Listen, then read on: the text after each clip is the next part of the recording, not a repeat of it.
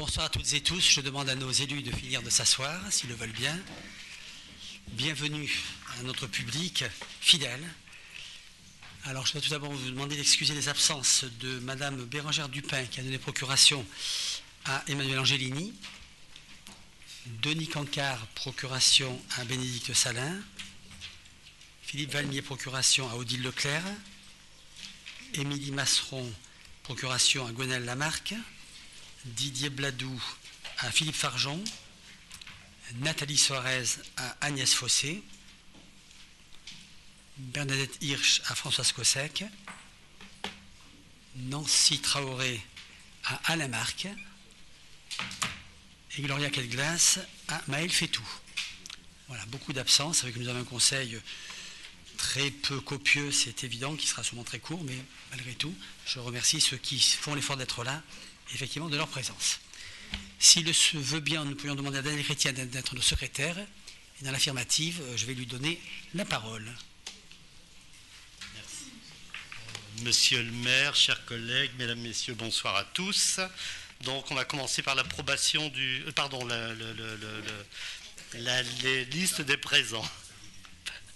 Patrick Beauvais, présent. Bernard Gincard, Emmanuel Angelini, Dominique Vincent, il va peut-être arriver, Virginie Monnier, Johan Taris, Odile Leclerc, Denis Cancard, excusez donc, procuration, Gwenaëlle Lamarque, merci, Bénédicte Salin, Monique Soula, Daniel Chrétien présent, Françoise Cossec, Alain Marc, Agnès Fossé, Sandrine Jovenet, Thierry Valex, Philippe Farjon, Bernadette Hirsch, procuration, Nathalie Soares, procuration également, Sébastien Labatte, procuration aussi. Ah, il est là. Ah, je ne t'ai pas vu. Bonsoir. Géraldine Audebert. Émilie Masseron, je n'ai pas vu, non? Oui. Grégoire Eddy, présent. Maël Fétou. Pierre Catard. Pascal Broquer. Claire Layan. Jean-Bernard Marceron.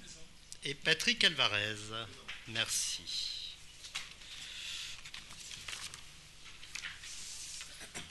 Bon, nous allons commencer par l'approbation du procès verbal du conseil municipal du 15 mars 2016. Oui, mes chers collègues, est-ce que ce procès verbal appelle de votre part des demandes de précision, de modification, de retrait ou d'ajout? Ça n'est pas le cas. Nous l'adoptons en l'état en félicitant les rédacteurs ou rédactrices de ce document. Merci. Très bien. Finances, marché public pour le premier chapitre.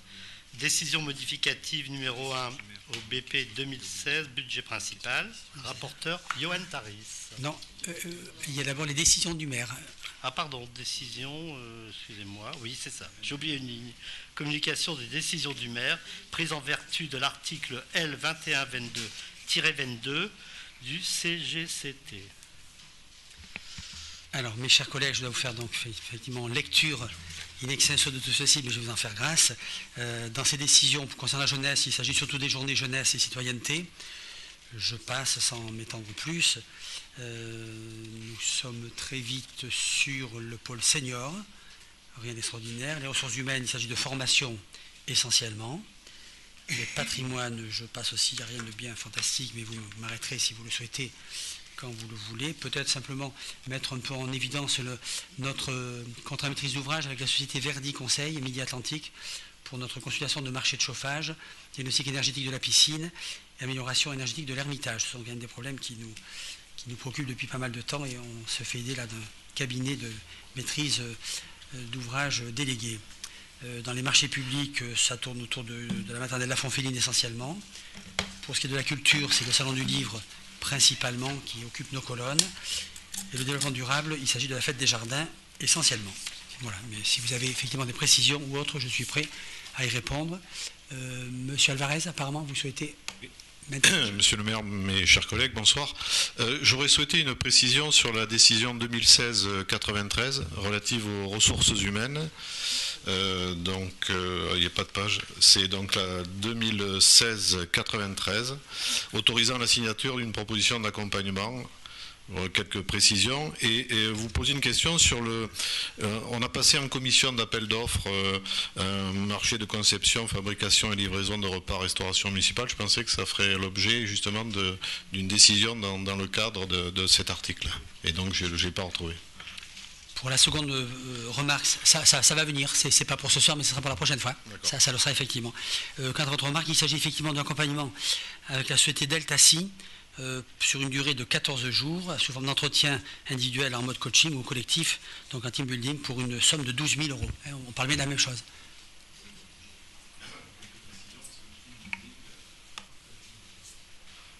Oui. On parle bien de la même chose. Voilà. Oui, c'est ça. Voilà. C'est un accompagnement auprès de tous nos chefs de service. C'est pour ça qu'il y a quand même une durée assez longue, avec une fréquence de réunions ou individuelles ou en collectif. Voilà, nous avons souhaité avec notre directeur général des services de proposer à nos chefs de service cette formation complémentaire qui est de l'encadrement essentiellement. Donc sur une durée de 12 jours, de 14 jours, pardon. La somme est conséquente, mais la durée de l'accompagnement est aussi conséquente, de la même manière. Excusez-moi, qu'est-ce que vous en attendez comme résultat ? Si possible, une amélioration du travail fait, du management de nos chefs de service. Voilà, vous savez, dans ce domaine, c'est toujours difficile d'évaluer les résultats concrets. Et surtout dans un délai très court. Quand la formation vient d'avoir lieu, il est difficile de dire ça a été utile, ça a apporté ceci ou cela. Je crois que c'est surtout dans la durée, au fil des mois, qu'on peut savoir, et auprès de nos agents, si les différences sont notables, s'il y a une véritable plus-value dans la prise en charge. C'est très difficile, c'est un domaine très compliqué, très difficile à évaluer essentiellement.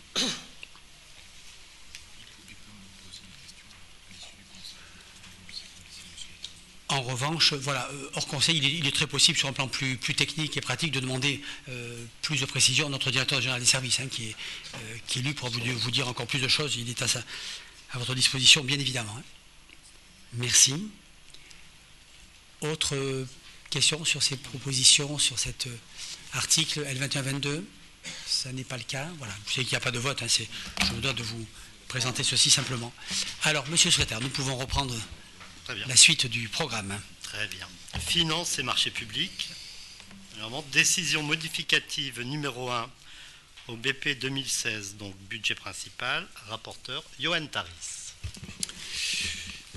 Oui, monsieur le maire, chers collègues, donc je vous rappelle que nous avons voté notre budget primitif le 15 mars dernier. Donc comme son nom l'indique, cette délibération constitue la première modification de l'année, donc à ce budget primitif.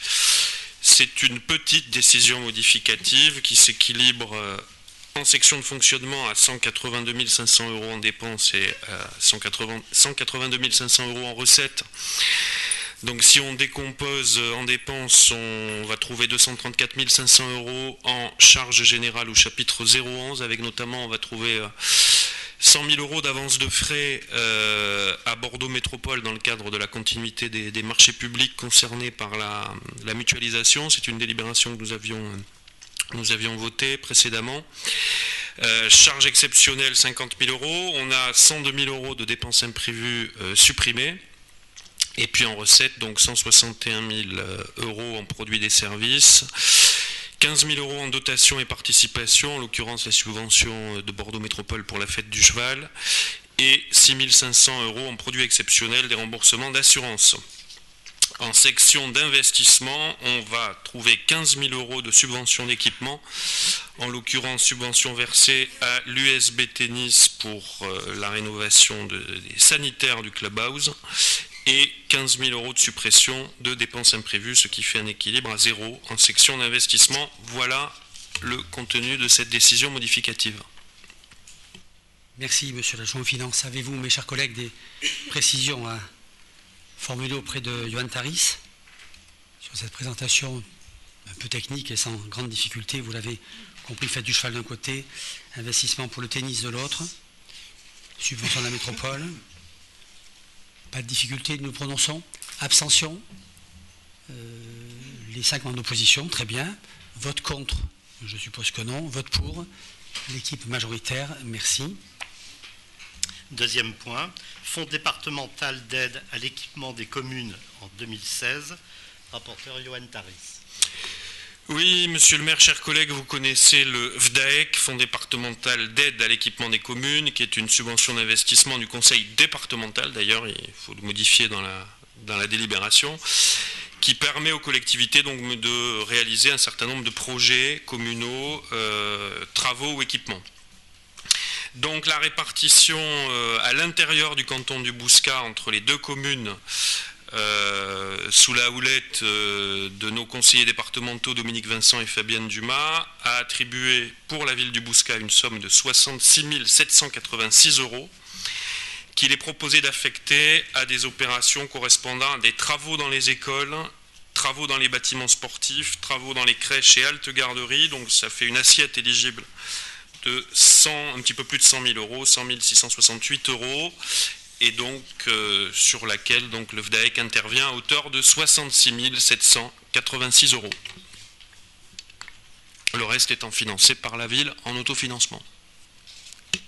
Merci, monsieur le rapporteur. Avez-vous des questions à poser à Johan Taris sur ce...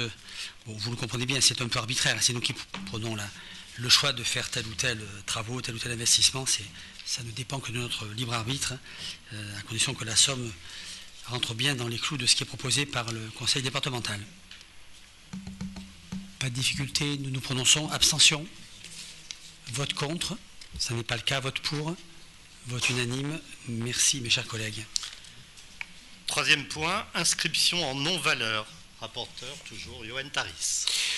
Oui, monsieur le maire, chers collègues, il s'agit d'une délibération très traditionnelle, donc consistant à prononcer l'admission en non-valeur d'un certain nombre de créances jugées irrecouvrables pour un montant total de 2 781 € et 24 centimes. Et je viens de battre le record de rapidité de présentation d'une délibération. Attendez peut-être les commentaires et les demandes, je ne sais pas. Avez-vous des commentaires, mes chers collègues, des demandes de précision? Les chiffres sont exacts, ils ont été contrôlés, je peux vous le confirmer effectivement. Nous nous prononçons. Abstention, vote contre, vote pour, unanime. Merci, mes chers collègues.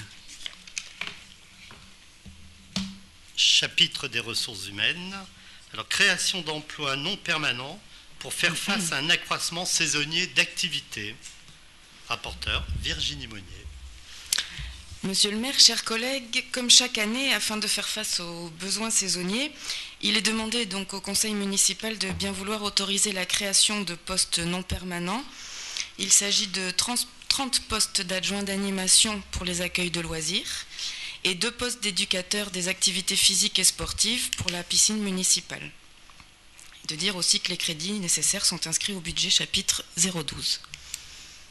Très bien, c'est effectivement une délibération qui revient régulièrement, qui est tout à fait récurrente à l'arrivée de l'été, et on comprend très bien pourquoi. Mes chers collègues, des questions de votre part sur cette proposition? Ça n'est pas le cas. Nous prononçons abstention, vote contre, vote pour, unanime. Merci, mes chers collègues. Cimetière, modification du règlement du cimetière. Rapporteur, Virginie Monnier. Monsieur le maire, chers collègues, l'évolution de la réglementation d'une part et l'adaptation à notre fonctionnement d'autre part rendent nécessaire une nouvelle rédaction du règlement intérieur du cimetière. Ce règlement a été élaboré en concertation avec les 2 agents référents sur les affaires funéraires ainsi que les 2 agents de surveillance du cimetière.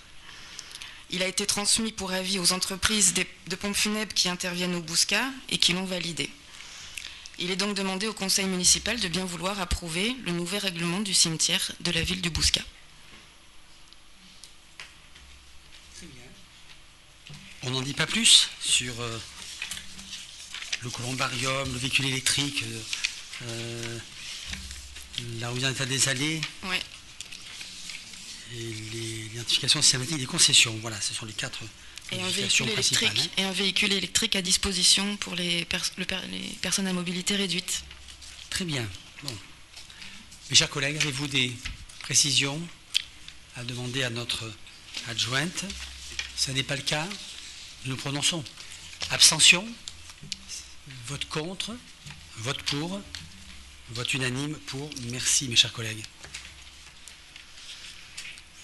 Pour les associations, le rapporteur Dominique Vincent n'est pas là. Je vais vous le dire quand même. Alors, monsieur le secrétaire, Association allez-y, Bousca voilà. Internationale, Union sportive bouscataise, Ville du Bouscat pour l'organisation de déplacements dans le cadre d'échanges franco-allemands, autorisation de signature. Donc, Voulez-vous la présenter, monsieur Lamarck, qui connaît assez bien ce dossier, peut la présenter par exemple? Ah oui, il faut que je vous donne le son quand même, voilà. Dans le cadre des échanges avec notre ville jumelée Darmstadt en Allemagne, différents séjours ou actions se déroulent chaque année afin de conforter les relations culturelles et sportives déjà anciennes entre les deux villes. Ainsi, à plusieurs reprises, de jeunes bouscatais sont partis en déplacement sur l'invitation de l'association sportive Darmstadt et réciproquement, diverses délégations de jeunes Allemands ont pu découvrir notre ville et sa région. Cette année, un nouveau séjour est envisagé pour la période du 8 au 14 octobre 2016. La ville du Bouscat et l'association Le Bouscat International, en charge de la promotion des relations avec notre ville jumelée, ont souhaité demander à l'Union sportive bouscataise qu'il a accepté de prendre en charge toute l'organisation et le déroulement du déplacement, du fait qu'il concerne principalement de jeunes sportifs. Il y a donc lieu de définir par convention les modalités de ce partenariat pour les 3 ans à venir. Ainsi, vu le Code général des collectivités territoriales, vu le projet de convention de partenariat et de moyens entre la ville du Bouscat et les associations Bouscat International, il manque un A, et l'USB annexé, il est demandé au conseil municipal de bien vouloir, article 1, approuver les termes de la convention si annexée, article 2, autoriser monsieur le maire ou son représentant à signer la dite convention et tout document utile à ce dossier. Merci bien. Et vous avez donc dans les annexes les engagements de chacun. Voilà. La ville du Bouscat met à disposition de l'USB le personnel diplômé nécessaire au bon déroulement des séjours, et l'encadrement est donc fixé par référence aux normes de jeunesse et sport. LBI, lui, s'engage à financer une partie du transport en autocar, quant à l'USB, s'engage à solliciter les aides qui vont bien, de l'OFAGE en particulier, Erasmus et autres subventions possibles. Très bien, mais s'il fallait peut-être effectivement formaliser ceci, ça n'était pas le cas jusqu'à présent, et je crois que c'est bien que nous le fassions. Trop tard. Monsieur Vincent, on vient de présenter votre délibération, mais ça n'est pas terminé. Le plus dur est devant nous, monsieur l'adjoint. Nous allons voter précisément. Abstention, mes chers collègues, sur ce qui est proposé. Abstention de madame Layan, monsieur Gattard, monsieur Brocaire, pardon. Vote contre, ça n'est pas le cas. Vote pour, la majorité, et monsieur Alvarez ainsi que monsieur Marcereau, l'équipe majoritaire. Merci. Alors, j'aurais pu peut-être, avec toutes mes excuses, mais j'étais en conseil d'école, nous faisons évoluer ce jumelage avec Jean Moulin, notre collège. Nous avons eu plusieurs réunions avec le principal, le professeur d'allemand, pour justement voir comment l'on pouvait faire évoluer ce jumelage et rattacher le collège aux jeunes allemands que nous allons recevoir en octobre. Donc le projet pédagogique est en train de se mettre en place, c'est-à-dire que ces jeunes Allemands iront au collège, passer quelques heures pour travailler avec nos jeunes, mais ils partiront également visiter Bordeaux, la Dune du Pilat et autres grands théâtres et tout, avec les jeunes du collège, dont nous essayons de relancer ce jumelage et voir comment l'on peut effectivement apporter un petit plus, et toutes les bonnes idées, bien sûr, sont à prendre en compte et nous serons prêts à les étudier avec nos amis de l'éducation nationale, monsieur le maire. Très bien, merci pour ces précisions que je découvre, mais c'est parfait, c'est très bien, bien au contraire. Puisqu'on parle de jumelage, je voudrais vous rappeler que nos jumeaux, les autres, donc américains cette fois, de Glen Helen, viennent avec la chorale le 25 juin, c'est donc un samedi, me semble-t-il, le 25 juin, c'est à Sainte-Clotilde, et c'est à 20h30, monsieur Lamarck, dites-nous ça, oui. Précisément. Oui, 20h30, c'est la première fois que nous allons accueillir bien sûr cette chorale, mais aussi des citoyens américains de Glen Ellyn. Donc naturellement, cette invitation vous est à toutes et tous adressée, et naturellement à l'ensemble de vos réseaux, pour que nous soyons tout simplement à la hauteur de l'accueil de nos amis américains. Et pour votre information, pour être tout à fait complet, le 22 juin, nos amis allemands fêteront leurs 750 ans, et donc nous sommes appelés à le fêter avec eux. Voilà. Et merci de vous mettre en route, si j'ose dire. Je sais que vous irez, et merci de nous représenter. Monsieur Marceron? Apparemment. Ah non, c'est monsieur Alvarez. Non, mais je remercie notre collègue pour les précisions qu'il a apportées. Je trouve toujours utile que nos amis allemands, que nos amis allemands, oui, puissent participer à un jumelage avec le lycée Jean Moulin. mais vous avez raison. Alors, puisqu'on est un peu dans l'humour à demi teinté, sachez qu'ils nous avaient appelés le 18 juin. C'était la première date, c'était celle-ci. Donc, et c'est toujours celle-ci d'ailleurs. Les festivités commencent le 18 juin. Bon, voilà. Comme quoi, l'histoire ne fait pas que se répéter. Heureusement, parfois il y a des nouvelles plus amusantes et qui font que les choses avancent mieux ainsi. Quelques dates peut-être à vous rappeler, mes chers collègues, avant que nous nous séparions, quand vous aurez des questions diverses à nous présenter éventuellement. Nous nous retrouvons donc pour le conseil municipal le 12 juillet. Le 12 juillet, nous aurons, j'espère, un peu plus de dossiers à vous présenter à ce moment-là. C'est un mardi, bien sûr, c'est à 19h toujours, le 12 juillet. Puisque je suis à vous donner quelques dates, je vous rappelle que demain soir, c'est notre nocturne cycliste. 19h pour le prologue, 21h pour la grande course.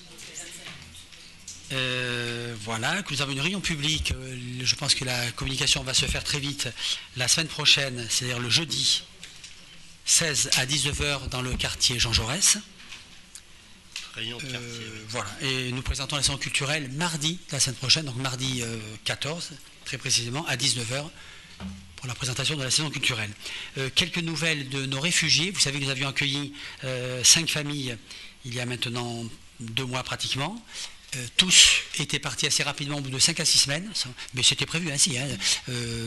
Reconnaissance de demandeurs d'asile faite, ils ont pu intégrer des CADA en Gironde, et nous venons d'accueillir la semaine passée 3 familles, une 4e qui est arrivée ce week-end et une 5e qui arrive dans la nuit de demain soir à jeudi, de mercredi à jeudi. Ils sont plus nombreux, en l'occurrence ce sont plutôt des Irakiens et des Afghans. C'est ainsi. Ça se passe extrêmement bien. Nos riverains, nos habitants de la résidence leur ont fait un accueil chaleureux, comme pour la première fois. Ça se passe vraiment très bien. Ils sont ravis d'être accueillis au Bouscat. Ils savent bien sûr qu'ils n'y resteront pas très longtemps parce qu'ils ont vocation, manifestement tous, à être reconnus demandeurs d'asile, et donc ils partiront dans des CADA. Mais au moins le séjour bouscaté leur sera, j'espère, profitable, bénéfique et agréable aussi. Et il y a une toute petite difficulté avec une famille qui a un petit trisomique. Malheureusement, la trisomie qu'elle touche des Syriens, des Afghans ou des Français, c'est la trisomie, et avec les complications que vous connaissez tous et les difficultés de prise en charge que nous connaissons tous, bien sûr. Mais à part ça, les choses se passent très bien. Voilà ce que je voulais vous dire sur les actualités de cet accueil qui, encore une fois, se passe vraiment très bien. Moi, je voudrais très officiellement, chaleureusement remercier les Bouscatés qui accueillent ces familles à côté d'elles dans des conditions vraiment exceptionnelles. Et donc je suis heureux, nous avons pris tous la décision ensemble de les accueillir. Voilà, mes chers collègues, vous avez peut-être des questions à nous poser ou des... Oui, je sais qu'Agnès Fossier a une petite chose à nous rappeler. Agnès, vous avez une micro. Ah non, alors je me trompe, là, tout le monde est décalé, donc voilà, c'est bon, c'est bon. Merci Monsieur le maire. Juste pour compléter le programme festif du mois de juin, samedi 11, le Patio, espace de coworking, fête ses 1 an. Donc, juste pour vous rappeler que vous êtes chaleureusement invité par la présidente Sonia Tebessi à venir participer dès 10h le matin. Il y a un petit déjeuner. Il y a des ateliers qui vont se succéder toute la journée autour de 3 thèmes qui leur sont chers, notamment l'identité visuelle le matin, et deux ateliers de l'après-midi sur le web marketing et sur le stress au travail. Voilà. Cet anniversaire se terminera à 18h30 par un buffet et une animation par un DJ. Donc, si vous avez des envies de gâcher, nous vous y attendons. Merci pour le petit déjeuner. Donc, c'est prévu. En revanche, le déjeuner, chacun apporte son pique-nique, si j'ai bien compris. C'est très bien.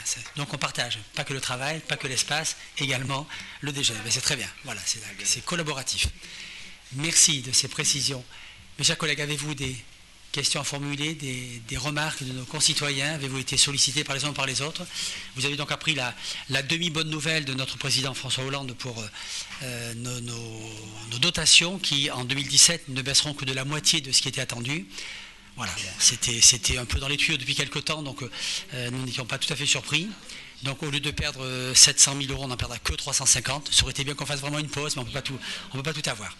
Et puis je crois qu'il faut aussi participer au redressement des finances publiques, c'est aussi utile. Si tout le monde le faisait, je serais tout à fait favorable. Malheureusement, je crois que les collectivités, et Johan Tari avait parfaitement dit le jour du vote du budget, les collectivités participent plus que l'État lui-même. Et ça, c'est un peu regrettable. Mes chers collègues, d'autres informations, ça n'est pas le cas. Alors, en vous remerciant de votre présence, en remerciant le public de sa patience, je vous souhaite une bonne soirée. Merci.